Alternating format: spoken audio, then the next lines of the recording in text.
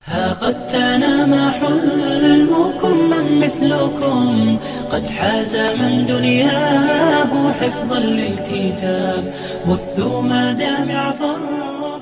Assalamualaikum warahmatullahi wabarakatuh.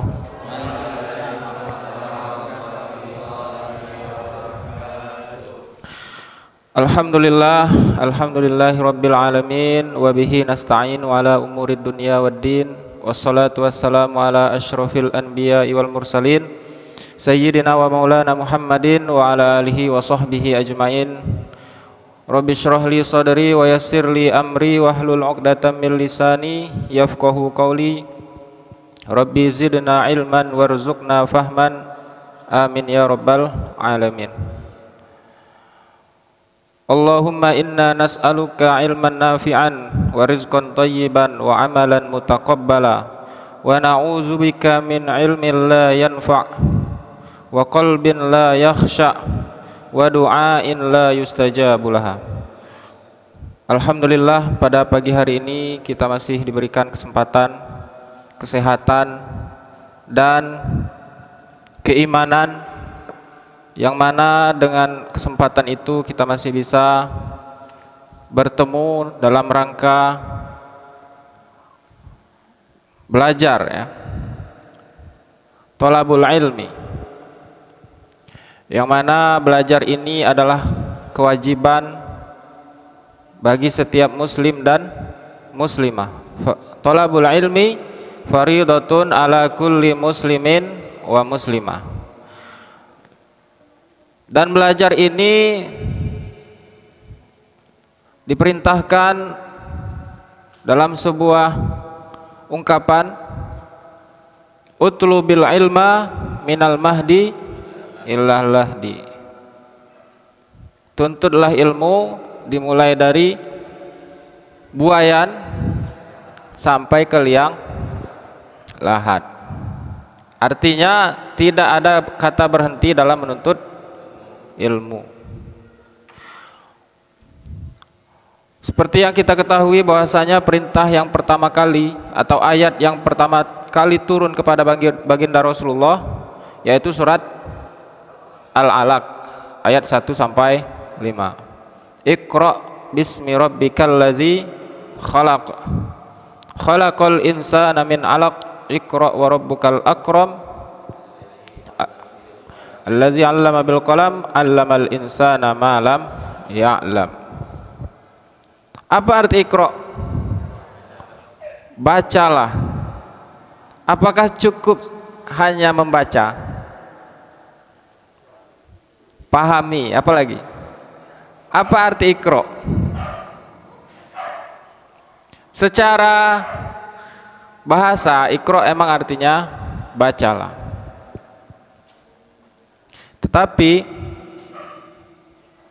selain dari perintah membaca, iqra itu juga berarti telitilah, amatilah, ya, renungkanlah, tadabburilah, ya.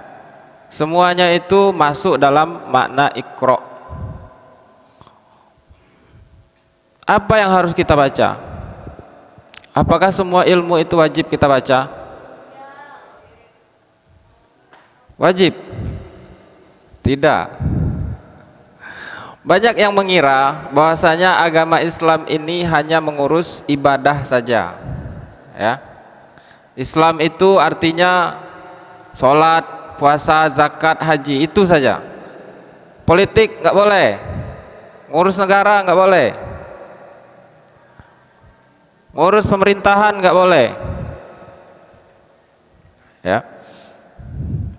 Padahal dalam ilmu fikih bab ibadah itu hanya 1/4 saja dari agama Islam, ya.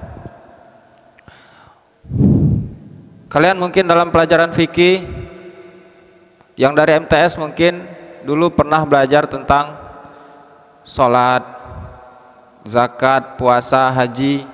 Sekarang kalian sudah di aliyah kelas 10 belajar tentang apa fikihnya? Kelas 10 belajar tentang muamalah. Nah, Sudah masuk ke muamalah.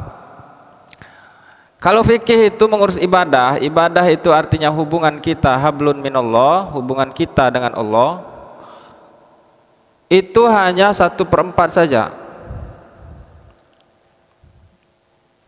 Logikanya saja, kalian sholat wajib dalam sehari berapa jam?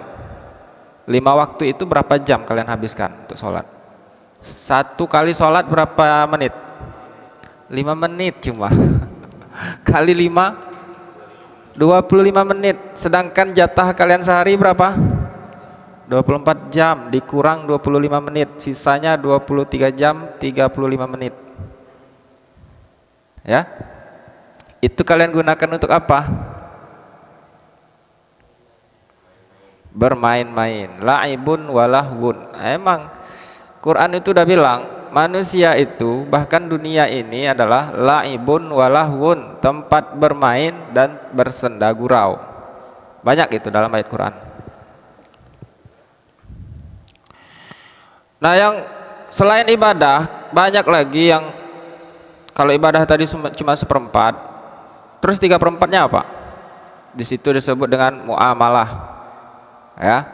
Kelas 10 belajar fikih muamalah. Kelas 11 fikih apa? Fikih nikah. Ya, tentang nikah. Sebelum nikah bab apa? Kalau itu semester 1 kemarin apa? Lupa. Tentang bunuh membunuh, ya kan? Ya. Nah, kalian lewat semester 1 dilupakan karena banyak corona.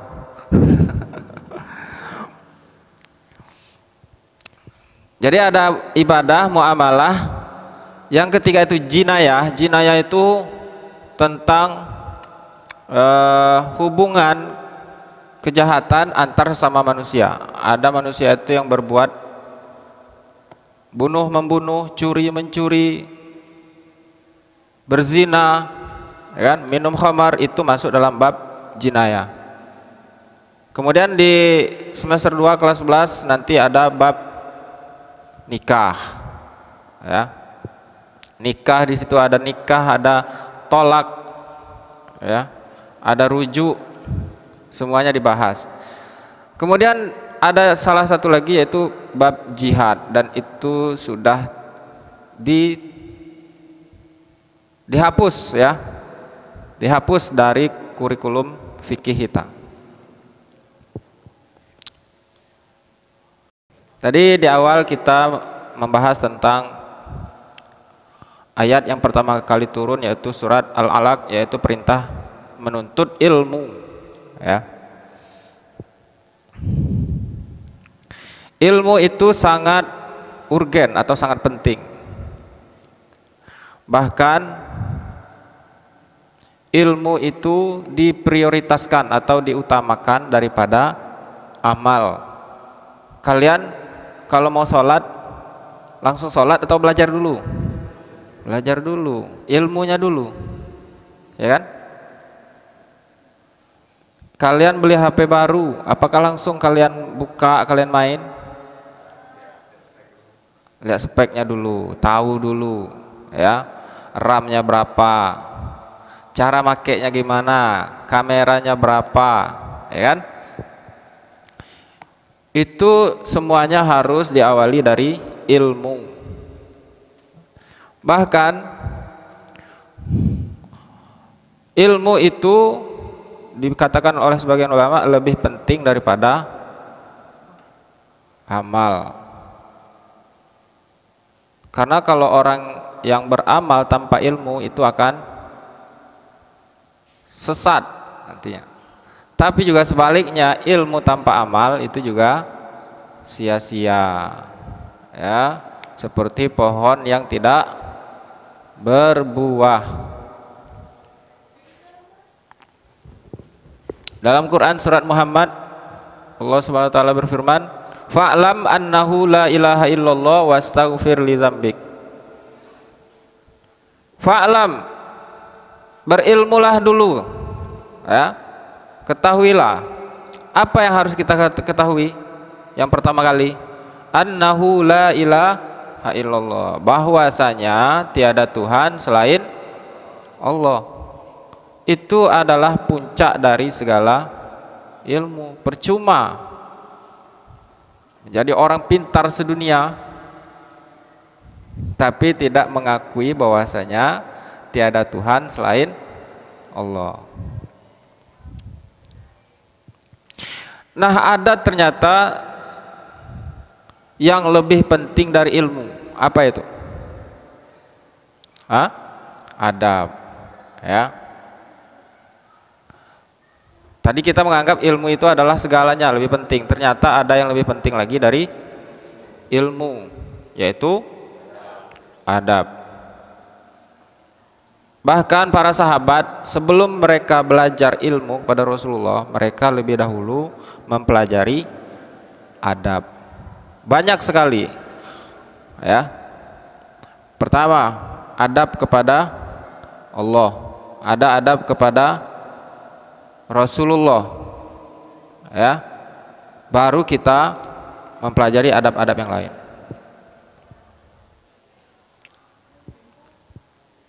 Bahkan misi utama Rasulullah SAW diutus ke muka bumi ini untuk apa?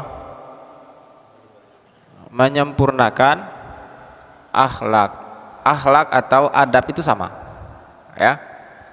Jadi Rasul itu diutus, misi utamanya adalah untuk memperbaiki akhlak. Karena yang kita ketahui dalam sejarah, akhlak bangsa Quraisy itu gimana? Baik apa buruk? Apa yang kalian ketahui? Minum-minuman, terus kalau anaknya yang lahir perempuan diapain?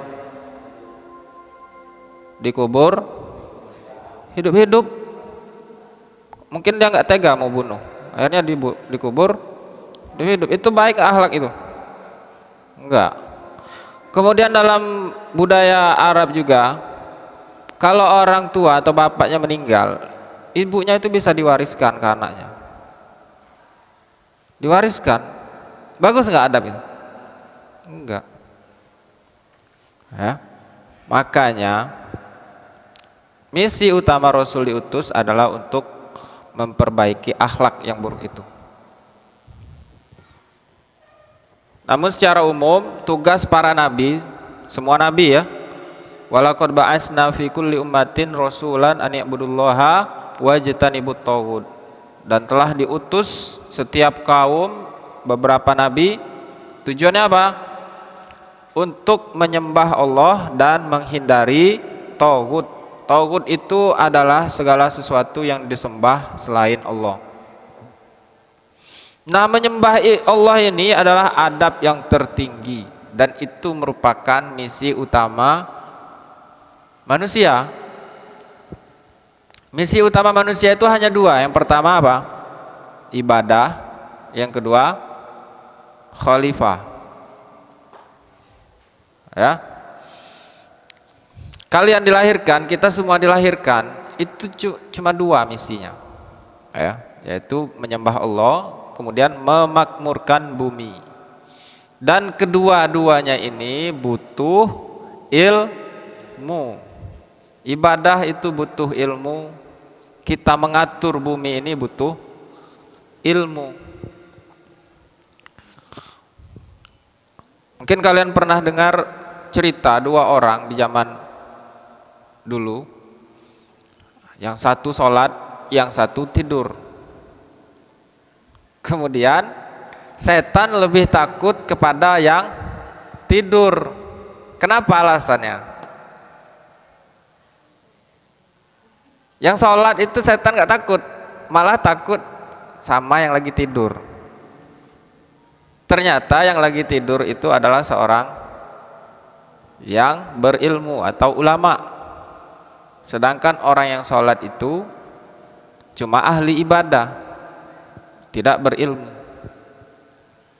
Baik, sekarang ilmu yang mana yang harus dipelajari, ya? Apakah semua ilmu itu wajib? Tidak, Ya, tidak semua ilmu itu wajib. Tapi ada kalanya ilmu itu menjadi wajib pada saatnya. Contoh, sekarang kalian wajib nggak kalian mempelajari tentang nikah? Kelas 10, wajib nggak? Belum. Kenapa? Karena belum mau nikah. Masih sunnah, ya, sunnah saja hukumnya. Tapi kalian sekarang wajib nggak mempelajari tentang sholat? Wajib. Kenapa wajib? Karena kalian sholat tiap hari, ya kan? Terus kalau kalian nggak ngerti sholat, dosa nggak? Kalau belum belajar nggak dosa gitu. Jadi belajarnya wajib nggak? Wajib. Mempelajari tentang sholat wajib nggak? Kalau kalian nggak belajar tentang sholat, dosa nggak? Tadi kan saya tanya, kalian nggak tahu arti sholat, bacaan sholat, itu dosa nggak? Kalian bilang nggak dosa karena belum belajar. Nah sekarang saya tanya belajarnya, kalau kalian nggak mempelajari sholat, dosa nggak? Masih ragu juga. Apa hukum kalian mempelajari tentang sholat? Wajib. Wajib itu artinya dilakukan berpahala, ditinggalkan. Berarti kalau tidak mempelajari sholat hukumnya berdosa, ya. Jadi ilmu tentang sholat itu wajib. Kalau kalian nggak paham maka kalian berdosa. Ilmu tentang puasa wajib, ya. Kalau kalian nggak tahu apa saja yang membatalkan puasa, kalian berdosa. Itu semuanya wajib bagi semua muslim. Tapi kalau urusan haji, urusan yang mungkin kalian tidak melakukannya, kalian kan belum mau haji ya kan, jadi belum wajib. Belum ya, bukan tidak wajib, tapi belum wajib. Nanti kalau kalian naik haji, kalian wajib mempelajarinya. Kalau kalian mau nikah, kalian wajib mempelajari tentang nikah. Kalau kalian nanti ditakdirkan menjadi bupati, wali kota, gubernur, kalian wajib belajar lagi tentang pemerintahan. Jadi ilmu itu tidak semuanya wajib dipelajari, tapi menjadi wajib pada saatnya nanti. Oke? Nah, kembali ke sholat. Nanti di hari kiamat, apa yang pertama kali ditanya dari manusia? Amal apa? Sholat. Ada nggak kalian ditanya tentang gimana nilai kimia kalian di dunia? Ada nggak gitu?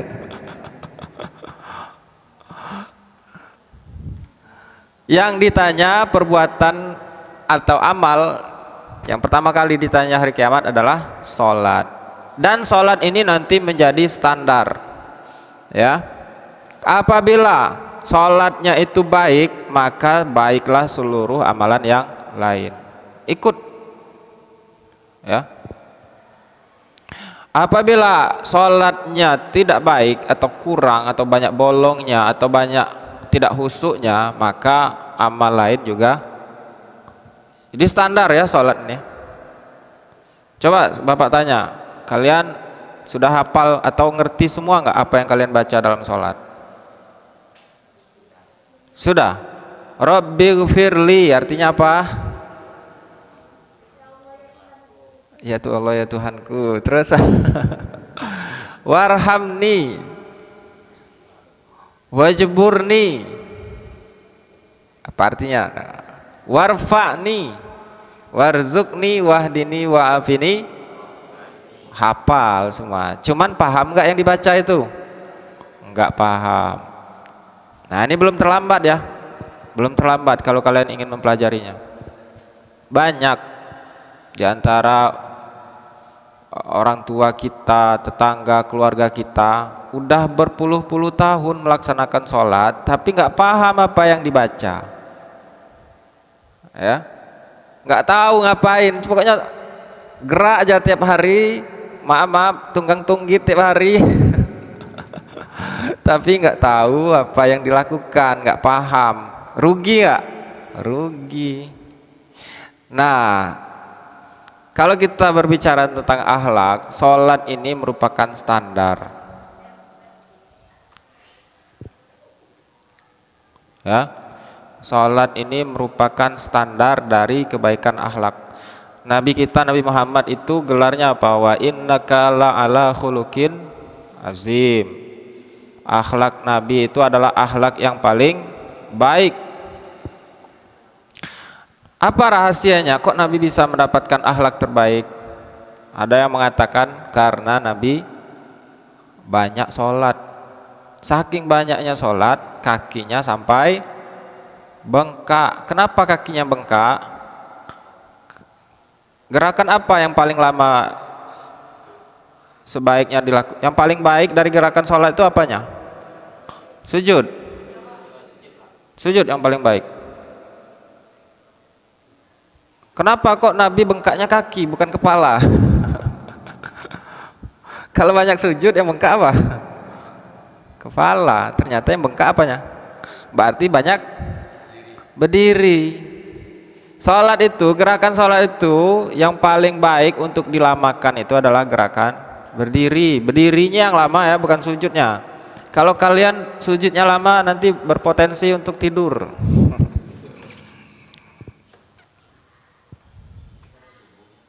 Apalagi kalau saat anak pondok sholat subuh, itu udahlah. Lama dikit imamnya sujud, dah. Imam udah salam dia masih sujud. Pengalaman ya anak pondok ya. Jadi Nabi itu kakinya bengkak karena lama berdiri. Jadi Nabi itu biasanya sholatnya itu 1 rakaat surat Al-Baqarah. Surat Al-Baqarah itu 1 rakaat. Rakaat kedua Ali Imran. Berarti 2 rakaat itu berapa juz? Ali Imran habis itu juz 4. Ya, juz 4, 2 lembar lagi atau 4 lembar lagi juz 5. 4 juz dalam sekali sholat.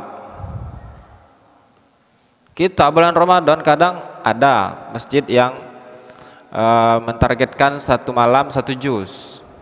Itu saja sepi masjidnya. Tapi mirisnya giliran upacara berjam-jam kuat. Ya. Nah, jadi ilmu itu penting, di atas ilmu akhlak ya, adab itu di atas ilmu. Nah, untuk mencapai atau untuk mendapatkan akhlak ini salah satu kiatnya yang disebutkan adalah dengan memperbanyak sholat. Jadi gampang, kalau kalian ingin menjadi anak yang baik, akhlaknya baik, perbaiki sholat. Ya, itu saja. Lihat betapa agungnya sholat. Ya. Kalau puasa, kalau orang puasa kemudian sakit, itu boleh nggak puasa?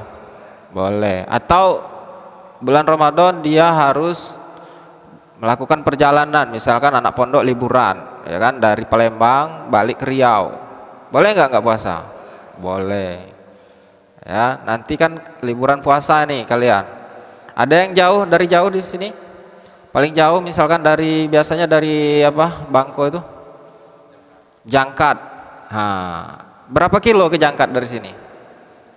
Jauh ya. Minimal 80 kilo itu sudah boleh tidak puasa. Tapi 80 kilo dulu dengan sekarang itu beda kecepatannya. Dulu kan orang naik unta, melewati padang pasir, ya kan, terik matahari, nggak ada tempat berteduh, ya panas, jadi kering badannya. Sekarang pakai mobil AC. Tapi tetap boleh, ya. Tetap boleh. Minimal 80 kilo boleh. Ada. Boleh rukhsah itu, mengambil keringanan. Boleh, nggak puasa. Kemudian zakat. Zakat apa lagi? Kalau nggak ada duit ya nggak zakat. Zakat itu hanya bagi orang yang mencapai hartanya itu mencapai namanya nisab, ya. Boleh haji, apalagi haji itu kalau mampu harta dan juga mampu fisik, ya. Apalagi zakat, puasa, haji boleh tidak. Kalau sholat boleh nggak? Tidak, nggak boleh. Sholat itu nggak kuat berdiri disuruh duduk, nggak kuat duduk suruh baring. Sambil baring pun nggak bisa bergerak, diopname, cuman matanya sadar pakai mata. Atau dia masih sadar nggak bisa bergerak apapun dalam hati. Jadi sholat itu tidak ada tidak boleh ditinggalkan, tapi boleh diringankan, ya. Diringankan maksudnya semampunya. Ya, tapi tetap sholat. Terus gimana kalau misalkan sakit, nggak bisa wudhu, nggak bisa tayamum?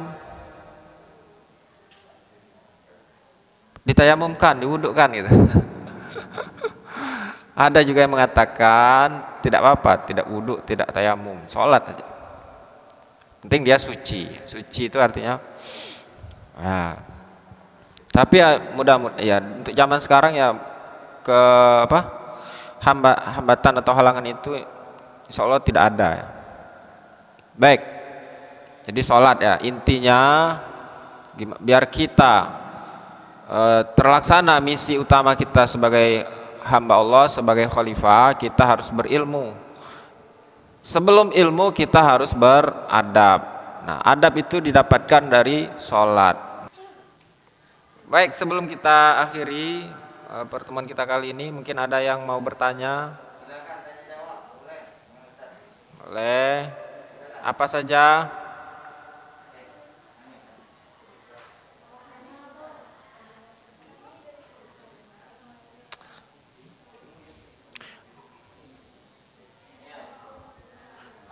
Ya. Ini ada hadisnya tadi. Jadi kita itu kadang, mana hadisnya tadi? Tidak boleh makan sambil bersandar. Ini Bapak bacakan hadis Bukhari, ya. Aba Juhaifah yaqulu qala Rasulullah sallallahu alaihi wasallam la akulu muttaqian. Dari Abu Juhaifah Wahab bin Abdullah, dia berkata Rasulullah bersabda, aku tidak makan sambil bersandar. Oh, ini bukan larangan, bukan perintah, tapi ini contoh, ya. Jadi Rasul itu makannya tidak sambil bersandar. Nah, sepatutnya kita sebagai umat Nabi Muhammad, contoh kita yang paling utama adalah Nabi. Apapun yang Nabi kerjakan itu sebisa mungkin kita contoh, ya, dari segi berpakaian, dari segi penampilan. Jadi niat, ya, tergantung niat. Ada orang jenggotan itu karena ngikut artis. Artis siapa yang keren jenggotan? Kalau dia niatnya ngikutin artis itu nggak ada pahala. Tapi kalau dia meniatkan meniru Rasulullah, maka itu akan mendapat pahala. Jadi orang yang, kalau bahasa kakek bapak dulu, di jenggot itu banyak malaikat yang bergantungan.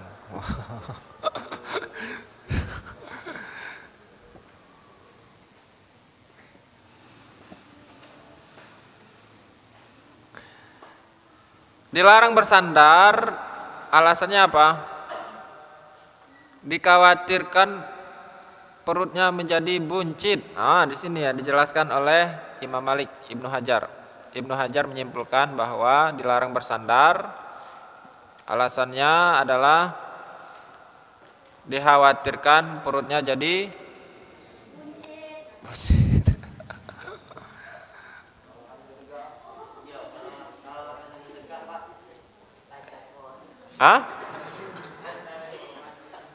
Di sini tidak ada. Tapi yang jelas semuanya itu harus duduk. Minum saja kita harus sambil duduk. Tapi ya kalau di film-film kalian lihat mungkin makan kalau ulang tahun itu kan di pinggir kolam nggak ada kursinya, pesta-pesta gitu. Nah itu contoh yang tidak baik. Itu hanya tontonan ya. Kalian jangan jadikan tontonan menjadi tuntunan. Ya. Kecuali tontonan yang baik bisa kalian contohkan. Baik, intinya pada kesempatan hari ini Bapak ingin mengulang kembali tentang sholat tadi ya. Jadi kalau di kelas-kelas itu Bapak anjurkan untuk memiliki buku tuntunan sholat. Atau kalau kalian malas, kan di HP ada. Kalian cari saja di Play Store. Ada tuntunan sholat lengkap ya. Atau di Google kalau searching PDF. Sebisa mungkin kalian pahami apa yang kalian baca dalam sholat itu ya. Jangan sampai terlambat, udah tua sholat tiap hari nggak ngerti apa yang dilakukan. Oke? Mungkin sudah lapar ya. Kalau tidak ada pertanyaan, kita akhiri dengan membaca doa kafaratul majelis. Allahumma wa bihamdika asyhadu an la ilaha illa anta astaghfiruka wa atubu ilaik. Billahi taufiq wal hidayah. Wassalamualaikum warahmatullahi wabarakatuh.